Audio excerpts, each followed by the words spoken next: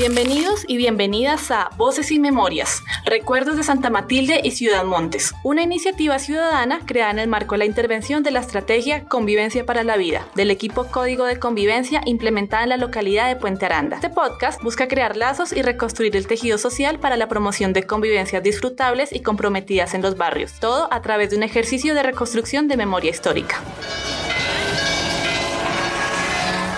Hola, somos Estela y Alejandro. Hace poco volvimos a la casa donde pasamos nuestra infancia hace mucho tiempo. Ay, tampoco es tanto. Volvimos después de la muerte de nuestro padre Antonio, que nos dejó esta casa llena de tantos recuerdos. Al llegar, escarbando entre cajas y cajas apiñadas, encontramos unos casetes viejos. Casi lloramos al escuchar otra vez la voz del viejo contándonos sus historias, de su llegada al barrio, de las familias fundadoras y de cómo juntos le dieron forma a esas callecitas donde fuimos tan felices. Pero algunos fragmentos de las cintas se perdieron. Aunque no importó, porque guiados por su voz fuimos a buscar las partes del relato que faltaban y con las voces de nuestros vecinos logramos completarlo. Así nació este podcast, con el que queremos honrar su memoria y la de todos y todas quien con mucho cariño y trabajo han construido estos barrios a los que tanto queremos. Sin más preámbulos, bienvenidos a Voces y Memorias, Recuerdos de Santa Matilde y Ciudad Montes. Hoy presentamos A 2 pesitos el ladrillo.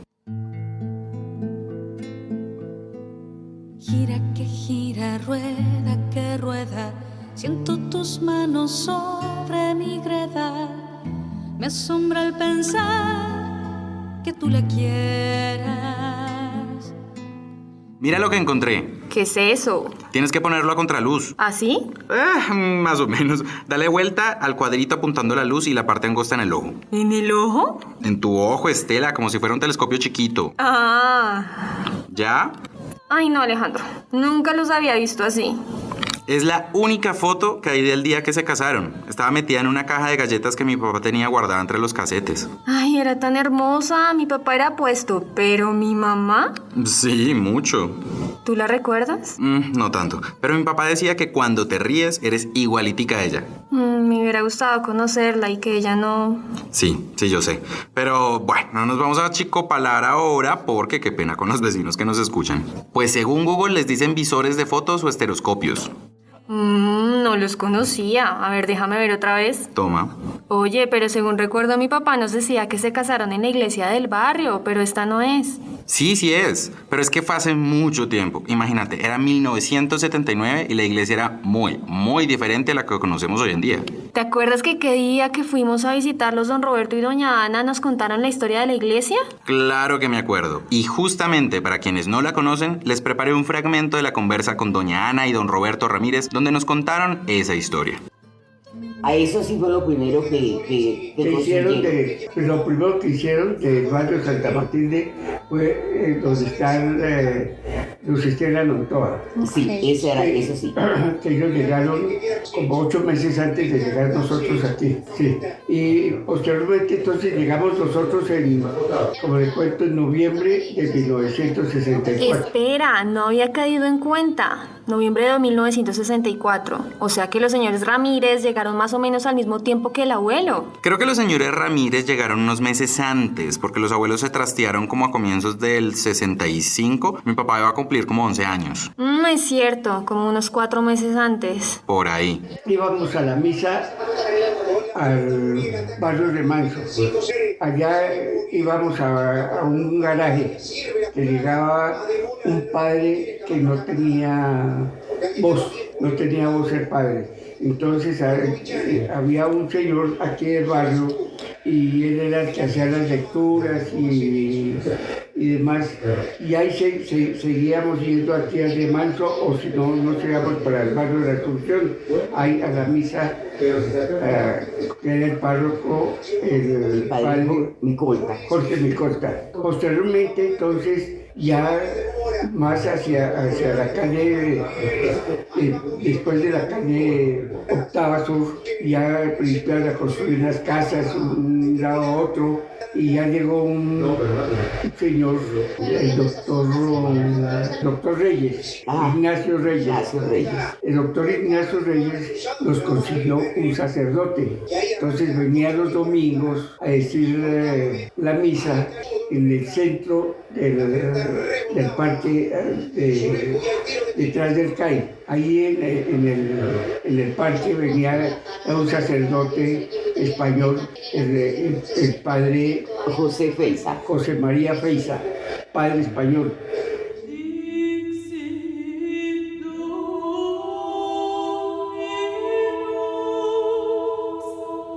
Oye Alejandro, esas deben ser las misas campales de las que nos contaron doña Janet y doña Marlene cuando las entrevistamos. ¿Cuando las entrevistamos? Ay no, ¿verdad que ese día fue cuando estuviste con diarrea y no pudiste? Estela... Ay, no, o sea, fue el día que tú estabas por allá en... Bueno, mejor párenle bolas, vecinos, que ellas me contaron un poquito de eso de las misas campales que se hacían antes de que hubiera iglesia. No, pues ya que todos en el barrio se enteraron de que ese día estuvo sueltico del estómago. Ay, pero es que eso sí, yo te dije ese día que esos frijoles estaban ya recalentados y llevaban como 20 días en la nevera. Pero tú que no, que esos frijoles lo que están es buenas, que mejor dicho. Estela, ay, Ave María, por favor. Pon el audio que nos quieres enseñar y ya deja de... Mejor escuchen, vecinos. Oye, Estela, tú sí es que de verdad que... Ay, pero yo qué culpa. Además, yo te advertí que eso ya estaba dañado y oliendo feo. Ja, oigan, a esta descubriendo feo. Que va, si lo que estaban era nada más de bueno. Es otra cosa. Había misas a las 7 de la mañana. 7, 12 y 7 de la mañana y 12 del día. Y después con el tiempo ya colocaron la de la noche, porque ya empezó a haber luz, ya había como ladrillos puestos, ya había otra cosa. Entonces ya era como más cómodo. Y no, por ejemplo, que nosotros cuando era así como muy, que todavía no estaba construido bien, entonces los asientos, no podía dejarse los asientos ahí porque se los podían robar. Entonces era recoja, lleve, traiga. Si llovía, yo no me acuerdo. Yo no me acuerdo si llovió algún día, yo no me acuerdo. Y a mí me parecía corta la que hacía el padre.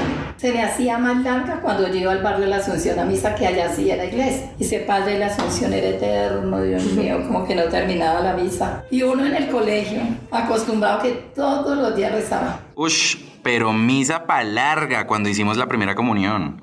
Sí, tanto que la niña de al lado se quedó dormida y casi se le quema todo el velo con el cirio. Ay, sí, que el padre lo alcanzó a apagar con agua bendita. Y ahí sí se despertó toda asustada, pobrecita. Y mi papá toteado de la risa.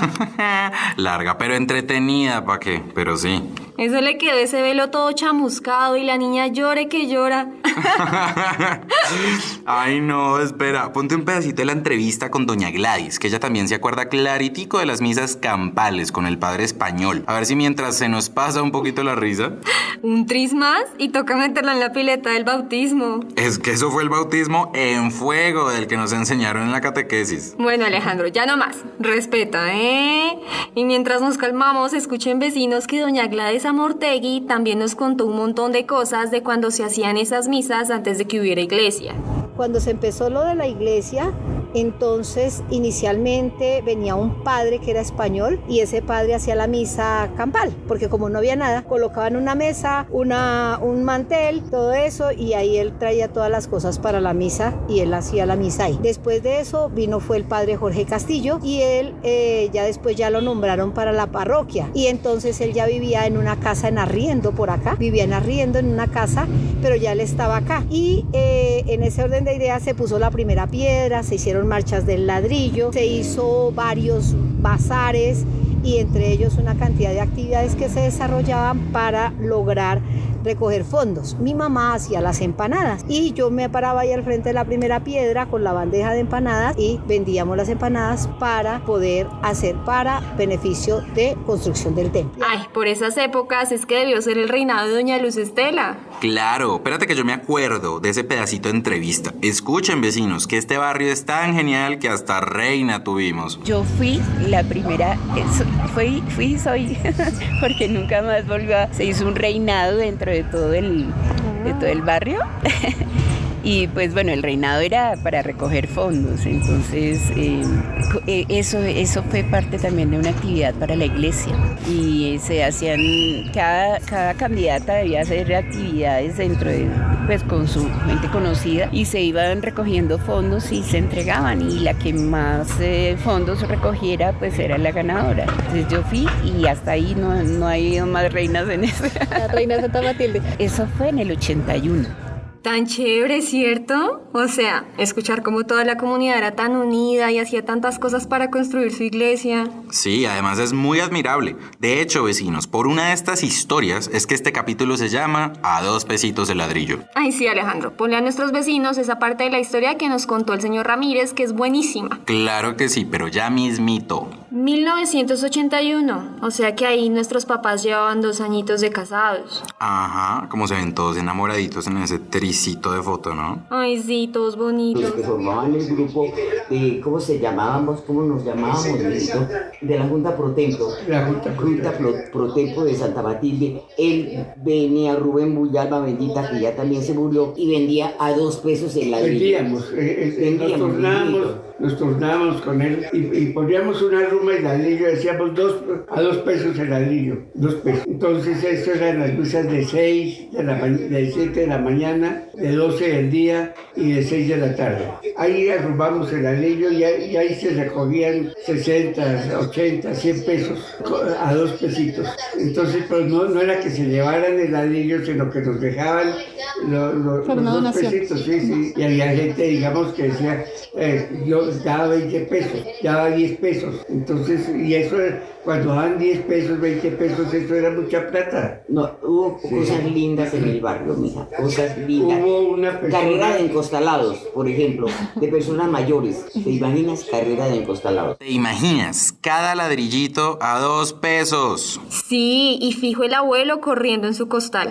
Les vamos a decir la verdad, vecinos. Antes de comenzar a hablar con los señores Ramírez, con doña Luz Estela, doña Gladys y con todos los vecinos que nos han contado estas historias, no teníamos ni idea de todo el trabajo que hay detrás de la iglesia y de toda la gente que aportó para construirla. Claro, es que uno va a la misa los domingos y que se va a poner a pensar que en cada ladrillo que está ahí fue donado por alguien, que una persona puso sus 2 pesitos para ese ladrillo y que así, ladrillo a ladrillo, lo fueron construyendo. Además que tomó mucho tiempo. Doña Luz Estela nos contó que la construcción de la iglesia también fue uno de los esfuerzos más grandes que hizo su mamá durante los 20 años que fue presidente de la Junta de Acción Comunal. Así es, doña María del Carmen Vargas de Nontoa, o doña Carmen de Nontoa, como la conocían todos los vecinos, ella y muchas personas más trabajaron durante más de 20 años para levantar esa iglesia que hoy día todos vemos ahí toda bonita y acogedora. Ajá, pero esperen porque nos saltamos un poquito la historia y me gustaría justamente que escucharan a los señores Ramírez, que nos cuenten de las personas que pusieron su granito de arena para construir nuestra iglesia. Y ahí seguimos y nos tomamos el lote donde está hoy día la iglesia. Y principiamos a construir una chocita en Guadua. Y ahí todos los domingos, los sábados y los domingos, los que podíamos, íbamos y como se clavábamos una puntilla o un cartón para que no se echara el viento e ir encerrando eso. Y posteriormente entonces mandaron al padre Jorge Castillo. Él duró como casi 2 años. Él llegó como en el 1966 y duró más o menos unos 2 años. Y posteriormente entonces nos mandaron al padre Alberto Cuadra, quien con esfuerzo de la comunidad dijo, no, vamos a construir la iglesia. Y él vivía en una de las casas de la comunidad, digamos, le arreglaron una pieza y él vivía aquí en el barrio en una piecita. Pero de pobre padre y principiamos a construir, a abrir nosotros mismos chambas, toda esa cosa. Y entonces vino Monseñor Sánchez, que era el párroco en la iglesia del barrio Santander. Él nos ayudó a que se hicieran los planos, y que él tenía contactos con diferentes personas en la alcaldía y sí, Entonces ya aquí hubo un arquitecto también y nos hizo los planos de la iglesia. Eso ya fue como en el año 67, 68, creo que por ahí en el año 68. Y ahí fuimos levantando con el esfuerzo de bazares y fiestas, vivos, recogiendo fondos para la construcción de la iglesia. Qué cantidad de trabajo, ¿no? Y qué montón de padres pasaron por la iglesia. Uy, sí, y sin embargo, creo que lo más importante es eso que nos enseñaban de niños, que la iglesia no son los templos, sino las comunidades. Tú sabes que yo no soy un tipo muy religioso, pero me conmueve mucho ver cómo un proyecto así hace que las personas se congreguen y trabajen todas por un objetivo común. Tienes razón, y escuché a doña Luz Estela que me parece que sabe decirlo muy bien. La iglesia es un ejemplo grande de lo que fue el trabajo en equipo con la comunidad y finalmente el apoyo de la curia, pero el esfuerzo inicial fue la comunidad y fue trabajo de años. Yo creo que los 20 años que mi madre estuvo en la junta, eso fue como el trabajo principal de la construcción de la iglesia. Me encanta esa frase, y así voy a pensar en la iglesia cada vez que la vea, como un ejemplo del trabajo en equipo de la comunidad. Oye, Alejandro, alguna vez estando en misa, mi papá me dijo que había sido por la iglesia que había conocido a mi mamá. ¿Tú sabes algo de esa historia? Pues más o menos. Tú sabes que él en ese sentido era un poco reservado. Creo que desde que mamá murió, pero dijimos que nada de tristezas. Antes de contarte lo que me dijo, quiero que escuches un poquito de contexto. Y ahí sí, me parece que lo que nos dijo doña Ana es perfecto para entender cómo fue la cosa. A ver si te acuerdas de esta parte de la entrevista que les hicimos a los señores Ramírez, cuando les preguntamos qué era lo que más destacaban de todo ese proceso de construir la iglesia. De eso se formó una comunidad hermosa de matrimonios, muchísimos, es decir, para un barrio muchos matrimonios que se fueron teniendo sus hijos, criándolos aquí, nos conocíamos todos, hacíamos reuniones, todo a beneficio pues de la comunidad. Entonces eso nos pareció hermoso, porque fue vivir una vida bella donde nuestros hijos se criaron bien, jugaban todos. Esto era una cosa linda, linda, linda. Se podían dejar los muchachitos ahí en la calle que jugaran con sus amigos, nada pasaba. Ahí se criaron nuestros hijos. Ahí ellos se levantaron estudiando en ese colegio, y también porque el padre Alberto fundó la Legión de María. La Legión de María. Entonces los niños iban ahí también, entonces ayudaban a la iglesia y estaban formándose como buenos cristianos. No, fue una vida linda, mira. Es esto último que nos cuentan. Ahí en la Legión de María fue donde se conocieron. ¿Ah, sí? Sí, según me dijo un día que íbamos en el carro, no me acuerdo para dónde, le pregunté y eso me dijo. Tú sabes que él tampoco era un hombre muy de estar en la iglesia, pero me contó que una vez, cuando tenía 20 años, estaba con los abuelos en la misa del domingo y ahí la vio, ayudando al padre en el altar, que según él era como una mesita de plástico muy sencilla. Pero bueno, ahí dice que la vio con vestido largo, cabello recogido. Luego comenzó a ponerle cuidado y resulta que la muchacha, o sea, la que sería nuestra madre, estaba en la Legión de María, ayudando en las cosas de la iglesia y cantando en el coro que les habían armado. Y pues te imaginarás, ahí mismo el muchacho sintió el llamado del Señor y se metió también en la Legión de María. Aunque se me hace que no es que anduviera muy interesado en los oficios religiosos, sino en la jovencita aquella. Pero bueno, el caso es que ahí se conocieron ayudando a arreglar el altar, y quién diría que como 6 años después terminarían casándose en ese mismo altar que viste hoy en esta fotico. ¡Ay, qué historia tan bonita! No lo sabía. Así es. De modo que toda esa gente con sus ladrillos de 2 pesitos y sus empanadas y sus tintos y todo lo que hicieron para construir la iglesia, además hicieron posible que nuestros padres se conocieran y que tú y yo estuviéramos hoy para acá fregando la vida y haciendo podcast y cosas así. Ay, mi mamá. Si yo no... No se te ocurre decir eso. Acuérdate que mi papá siempre te decía que tú no tienes ninguna responsabilidad. Así que, bueno, así lo quiso Dios y por algo sería. Que nuestra única responsabilidad es honrar su recuerdo y la tuya en especial. Es sonreír y sonreír mucho, porque tu sonrisa es una prolongación de su existencia en este mundo. Gracias. No, eres mi hermana. Y sí, es cierto. El día que naciste, mi mamá murió. Pero no nos dejó del todo, porque una parte de ella y de su vida quedó en ti, en mí, en mi papá. Quiero que escuches algo, Alejandro, y por supuesto también ustedes, vecinos oyentes. Tal vez lo recuerdes, es algo que nos dijo doña Luz Estela ya cerrando la entrevista que le hicimos y que me parece muy bello para ir cerrando este capítulo de hoy. Bueno, ponlo a rodar entonces. Sí, acá lo tengo listo. Yo creo que una relación con Dios es importante, cualquiera que sea la relación con Dios. Nuestro país es principalmente católico y ahí eso une a la gente y es importante que alrededor de la fe y de la creencia nos unamos, pero que también tengamos la precaución de hacer las cosas para mutuo beneficio. Uno sabe que cada ladrillo se trabajó con el sudor de mucha comunidad, muchos líderes y con la ayuda de la gente que quiso colaborar con aportes, con donaciones y cosas como esas, y que todos tengamos la posibilidad de acceder a esas cosas, a esas buenas obras que se consiguen con el trabajo de la comunidad. Eso, a mí me parece que eso es importante. Es verdad, qué bonito, yo no lo recordaba. Claro, porque ahí te distrajiste con el perro que iba pasando. Ay, sí, un husky más bonito. Exactamente, pero bueno, ¿qué piensas de esto último que escuchamos? Estoy muy de acuerdo. Y es que, bueno, la verdad, vecinos, y mi hermana lo sabe, yo no soy un hombre muy religioso, ya lo dije. Pero me parece tan bello esto, ese pensar lo espiritual como una búsqueda del bienestar común. Aquel me parece que era el centro del mensaje de Cristo, ¿no? El servicio, el cuidarse mutuamente. Una fe que no se queda solamente en las palabras, sino que va a las acciones diarias, al respeto y el cuidado por nuestros vecinos, a trabajar con compromiso para lograr cosas que nos beneficien a todos por encima del bienestar particular. Esto es muy bello y me parece la esencia misma del cristianismo. Y yo creo que eso es, en muy buena medida, lo que me queda a mí de hacer este pequeño recorrido por la historia de nuestra iglesia.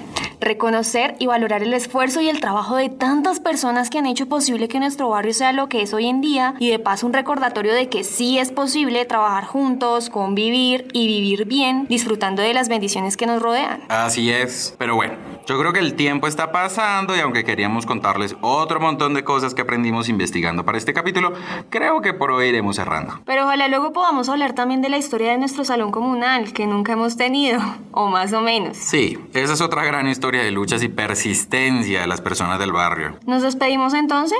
Sí, pero antes de irnos, les queremos compartir un pedacito de una grabación de nuestro padre. Esta es de hace muchos años, antes de que nosotros naciéramos siquiera. Y aunque pues es como muy personal, nos parece bello que escuchen cómo el viejo, en ese entonces un muchacho, veía y vivía todo lo que estaba pasando a su alrededor. Ojalá les guste. Creo que el viejo también recordaba muchas de las cosas de las que hemos hablado hoy. Así es. Y de paso, a todas y todos quienes nos escuchan y a las personas que nos regalaron un poquitico de sus recuerdos para compartirlos con ustedes, muchas gracias. Nos oímos en el próximo capítulo de Voces y Memorias, Recuerdos de Santa Matilde y Ciudad Montes. Los dejamos para despedirnos con la voz de nuestro viejo. Abrazos para todas y todos.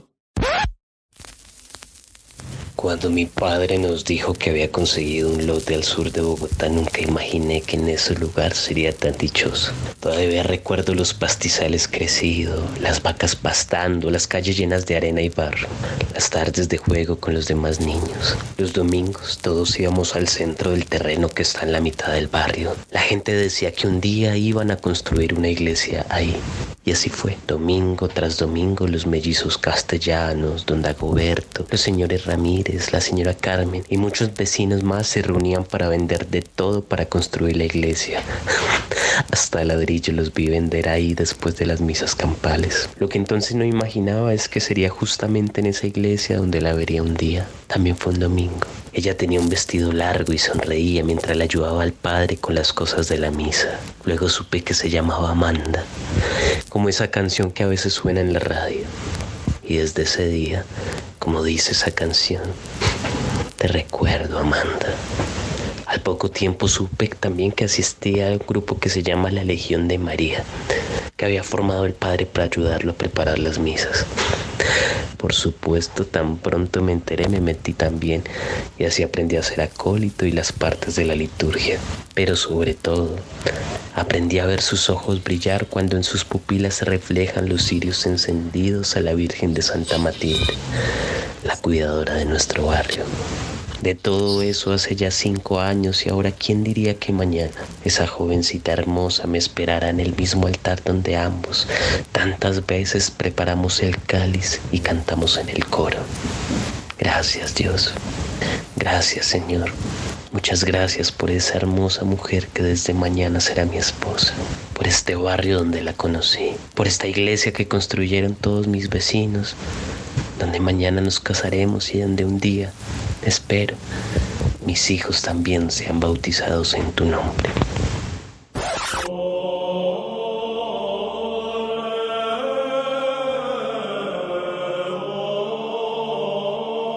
Realizado gracias al apoyo del Laboratorio de Convivencia, la Red Distrital de Convivencias y el equipo territorial Zona Centro de la Estrategia de Prevención de Código de Convivencia. Guión, Camilo Castro. Edición y montaje, Sergio Contreras. Investigación y entrevistas, Salomé Navas. Agradecimiento especial a la comunidad y liderazgos de los barrios de Santa Matilde y Ciudad Montes Primer Sector que continúan construyendo convivencias para la vida. En este podcast escuchamos las voces de Roberto Ramírez, Ana Ramírez, Janet Eslava, Marlene Gómez, Gladys Amortegui y Luz Estela Nontoa, miembros de la comunidad.